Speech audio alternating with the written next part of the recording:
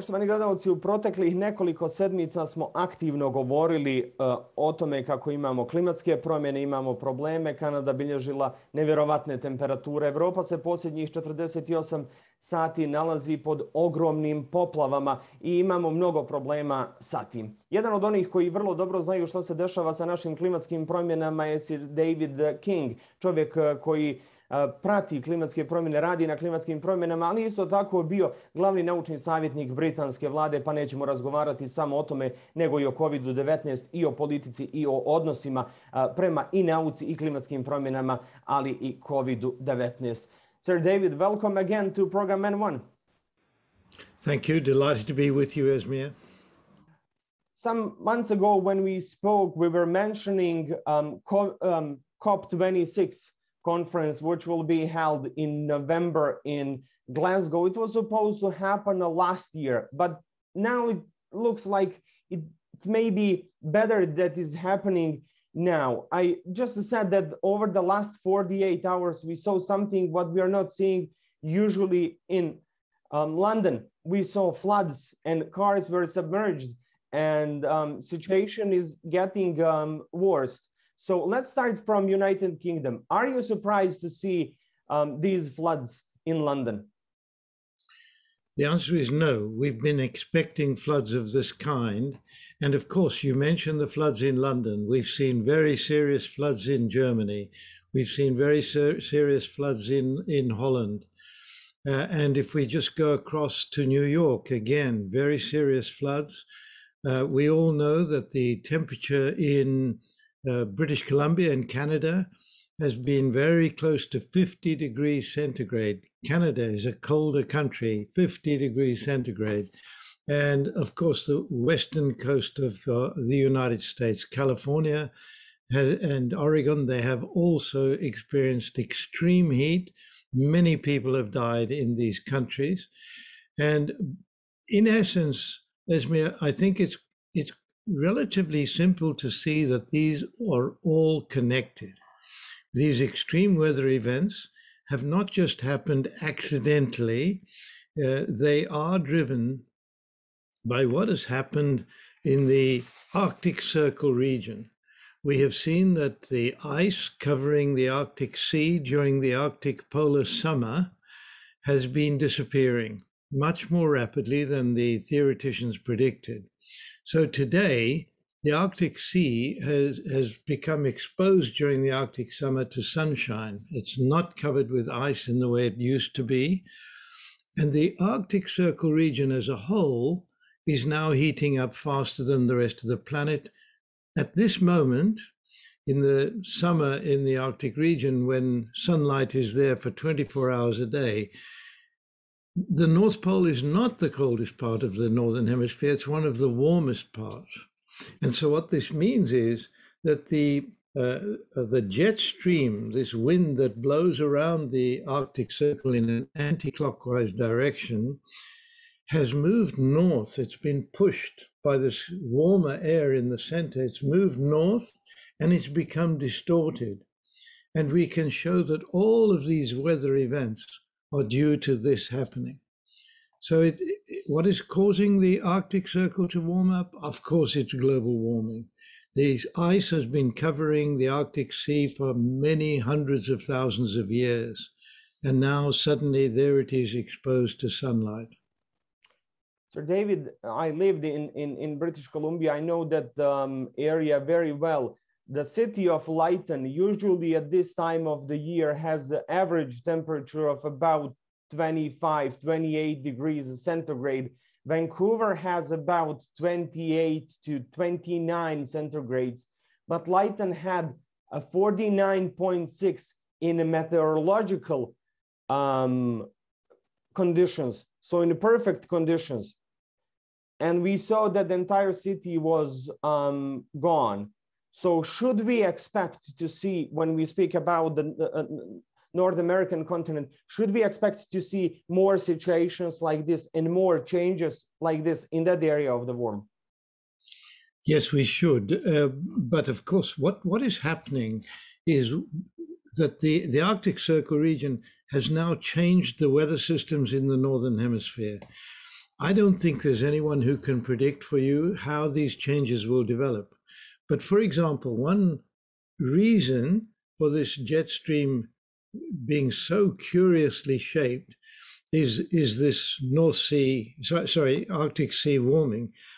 But it's also the cause of the low temperatures in Texas, right? So Texas this year witnessed a temperature of minus 16 degrees centigrade in Texas, which is in southern United States.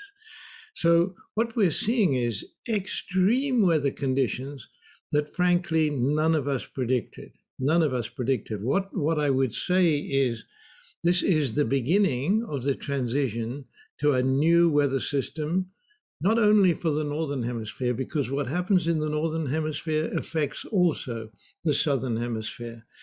The Antarctic is not warming up as quickly as the Arctic, but nevertheless, the sea is getting warmer in that region, and this is also endangering the ice on the Antarctic ice shelf.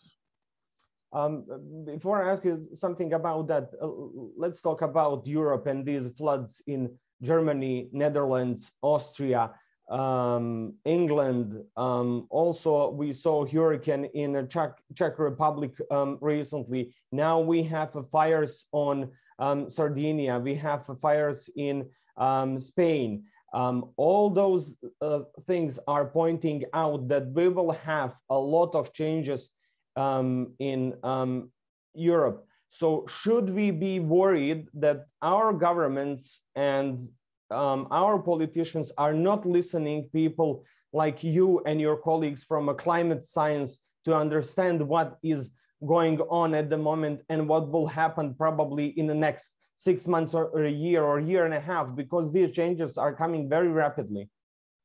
Yes, Mia, you're quite right. We should be worried, and we have every good reason to be worried. In 2015, at COP21, we reached agreement. I was heavily involved in reaching that agreement.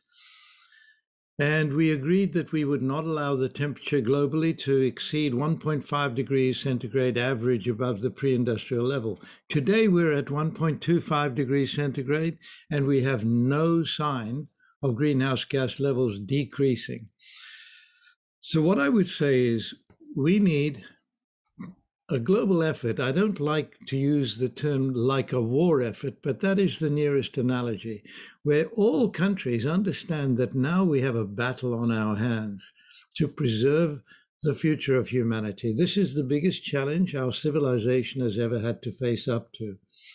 Yes, at Paris, we decided on that greenhouse gas production should be decreased massively. We didn't do it. Now we're saying net zero by 2050. Esmir, if we got to net zero tomorrow, this would not be enough, right? Because what is already beginning to happen will continue. That is not going to stop just because we stop emitting. There's too much greenhouse gases there already, which is driving these changes.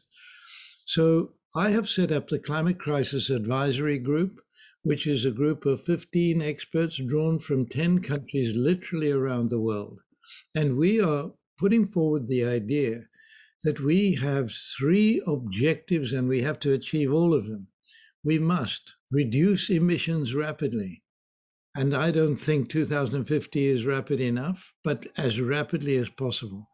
Secondly, we need to remove the excess greenhouse gases we have already put up there, and we have to remove them at scale. And thirdly, we have to repair. So reduce, remove, repair, 3 R's. Repair those parts of the climate system that have gone past their tipping point. Are we going to achieve that in Glasgow in November this year? I don't think there's any sign that we are going to achieve all 3, but the big wake-up call is exactly the question you asked me. It is what is happening in the Northern Hemisphere. And if the governments of the world understand this, they will surely see that the future of our civilization is now at stake. Now, let's move to COVID-19. The last time when we spoke, it was January. some months ago. We were at the point where United Kingdom had about 80,000 deaths. And you told me that 75 out of those 80 were preventable. Now we are over 100,000 deaths. But I have another question which is related to the Prime Minister, Boris Johnson. And now for this answer, I want you to give me answer as a David King, not as a scientist, not as a former chief scientific advisor, because you were born in August of 1939, and in October of 2020, as per WhatsApp message, Boris Johnson has said, and Dominic Cumming has shared that with the BBC, he says, I quote, "Hardly anyone under 60 goes into hospital, and of those virtually all survive. And I no longer buy all this NHS overwhelmed stuff. Folks, I think we may need to recalibrate. There are max 3 million in this country aged over 80. And it shows we don't go for a national lockdown." Sir David, at that time, you were just over 80 years old. And your prime minister is basically saying that he wants to flush down the drain you and 3 million other peoples in United Kingdom. How you felt as someone who's over 80 and who's basically sheltering himself and his family from this disastrous virus, and your prime minister is saying basically, we don't care about those 3 million people? You could imagine that I didn't only feel angry. I mean, let's finish the quote, Esmir. He said, "Let their bodies pile up." Yeah, I didn't feel angry. I know the Prime Minister. I know him personally. And he says very silly things on many occasions, particularly in private. And I think for me, it was a real revelation of the way he was thinking deep down. I mean, he let this out in private, but it means that his thinking deep down is, these guys don't matter. I'm sure his father was not very happy to hear him say that as well. So what I would say is the COVID-19 outbreak has been extremely poorly handled, not only in this country, I would say across Europe. I praise Greece because Greece did extremely well. But I think in many, many countries, there was no real understanding of what should have been done. And this is extremely exasperating for me, because in 2006, I had a team of 340 people I put together to look at infectious diseases across the whole world. And we predicted that a pandemic of this kind would happen. 2006, it's now published on our government website. We predicted an outbreak of this kind would happen before 2030. 2021 is the median. That's when it was predicted mostly. Why couldn't we all have got prepared for this? Why couldn't we see that the way to handle a pandemic is to isolate all the people who have the disease, to see that your borders are not porous?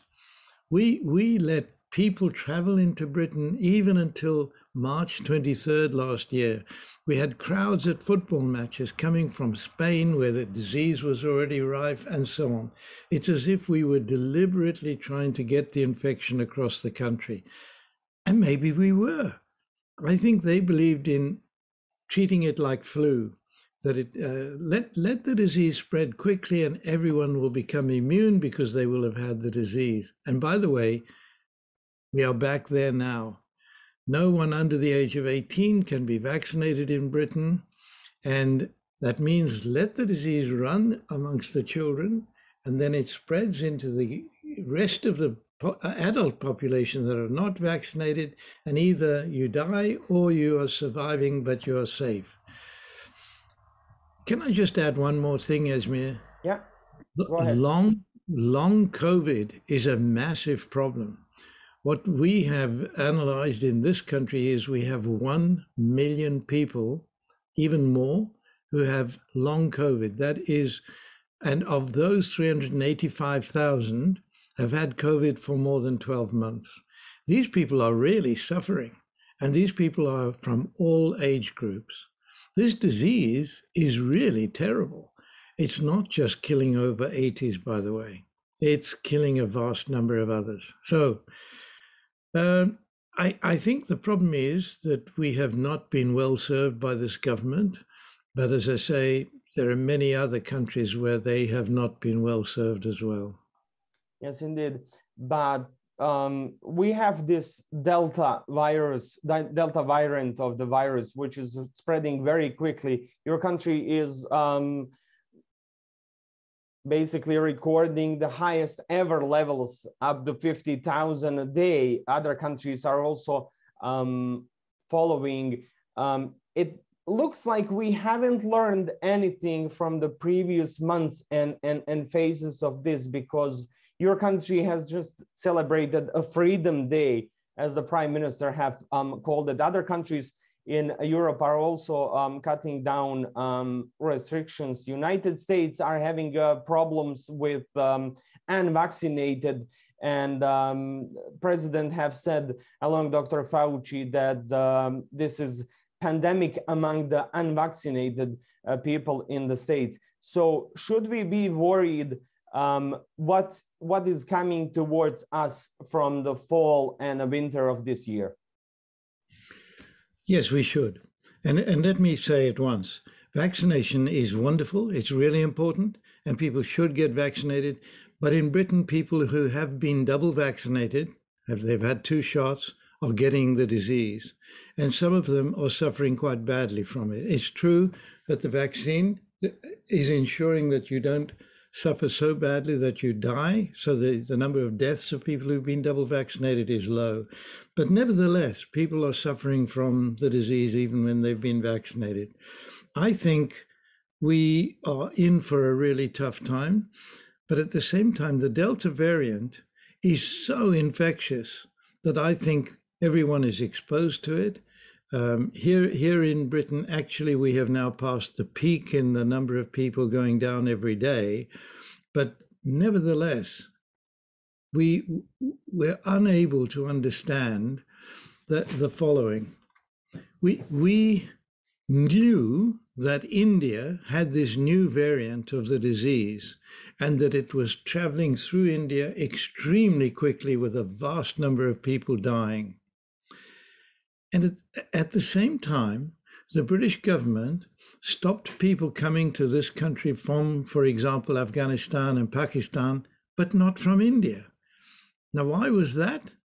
Because we want trade with India. We're no longer part of Europe, so we want to develop trade with every country outside Europe. And the Prime Minister was making a trip to India. We let people come from India for 3 weeks, thousands and thousands of them. It's like we were inviting the Delta variant into this country. And of course, we became the center of the Delta variant in Europe. That variant has now got across to Europe. You can thank the British government for this. Another very important event which happened related to COVID-19 is Matt Hancock scandal. At the time when all of you and all of us were basically in the lockdowns across the Europe, the Minister for Health, who was claiming one thing on a TV and in public, was doing something else behind the closed doors as a minister. If we saw this situation with any other government in United Kingdom but the Boris Johnson's government, what kind of response would happen from UK public? Would it be like this, or would be even worse? And have you seen anything like this in a situation of this kind of crisis? You see, again, Esmir, you're putting your finger on the problem. The British have been very critical of many, many governments in developing countries. They called many of the African countries banana republics, and that was not a compliment. And if you were to look at the comparison between our government and other governments in Africa today, which one is a banana republic? I mean, it really is a bit, I don't quite know what to say, but of course, let's look at the United States.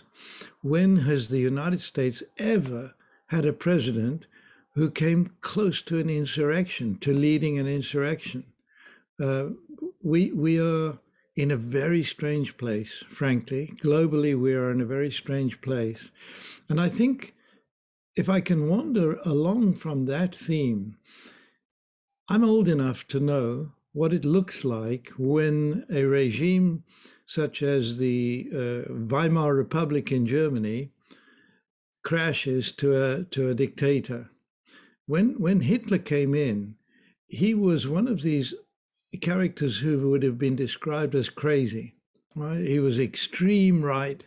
He had expressed all his views in Mein Kampf. We all knew what he was.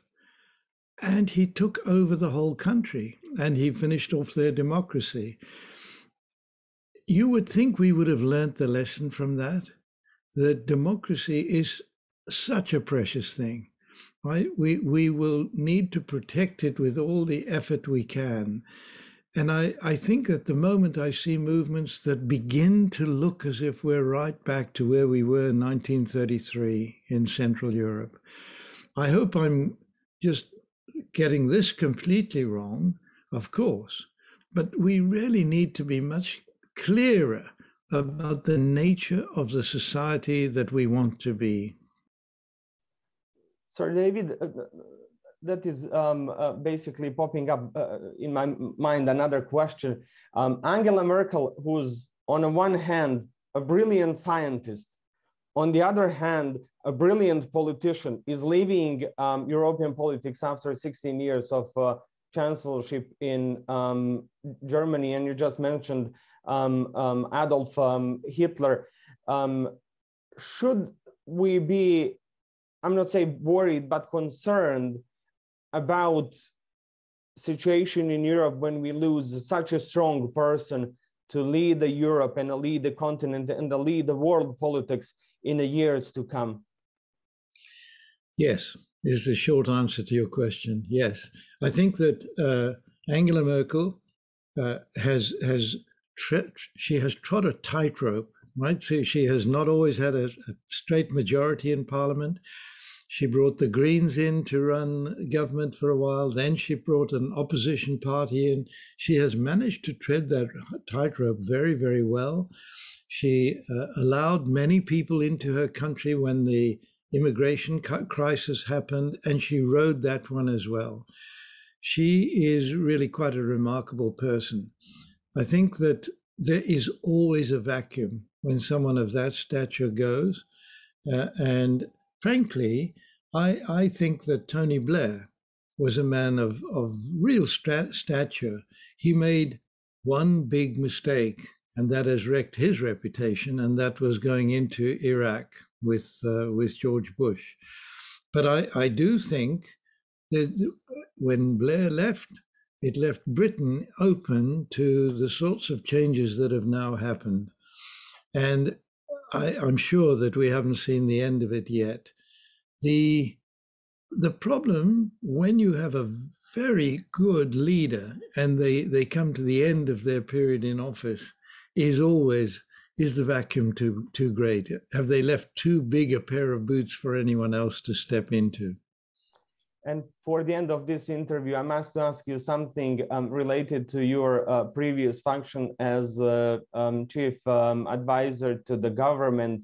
Recently, we saw a horrendous attack on Professor Chris Whitty, who was the chief medical officer of the United Kingdom, on the street. He was harassed on the street.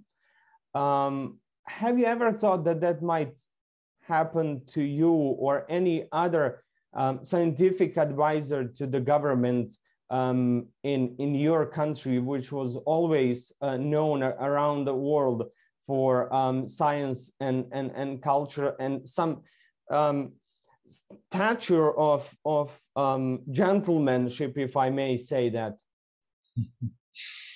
Well, you're being very kind, but let me say, when I was in government, I had to ride through a lot of hostile comments. Right? So everything I did was not always treated as good by everybody. And what I learned was to develop a thick skin and just ignore it. I'm pleased to say I never felt under that sort of threat, never. There was no violence, it was just critical. I had to face criticism. To be honest, I quite enjoy the political battle around criticism, partly because I feel very confident about what I'm saying. But violence has no part to play in this.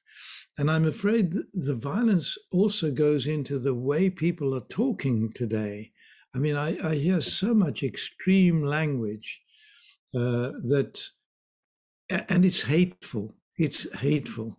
I believe human beings need to understand that for society to work, we all must have mutual respect for each other. And that really is key to our way forward, mutual respect and trust. And my own little mantra, my personal mantra, is my most important attribute, I believe, is my integrity. So I had to tell Tony Blair when I was appointed, you know, I cannot lie. I cannot lie. If somebody asks me in the media, did you advise the Prime Minister to do this? I cannot lie. I will have to say whether I did or not. And he accepted that this was my way to keep the trust of the public, but I also had to keep the trust of the Prime Minister and the Cabinet.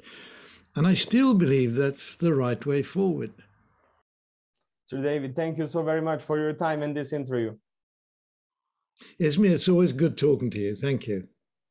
Poštovani gledalci, bio ovo razgovor sa Sir Davidom Kingom, bivšim naučnim savjetnikom britanske vlade, klimatologom i profesorom koji predaje u Ujedinjenom kraljevstvu, ali isto tako nam daje znanje o onome što nas može očekivati kada su u pitanju klimatske promjene. Ostanite i dalje uz program N1. Doviđenja.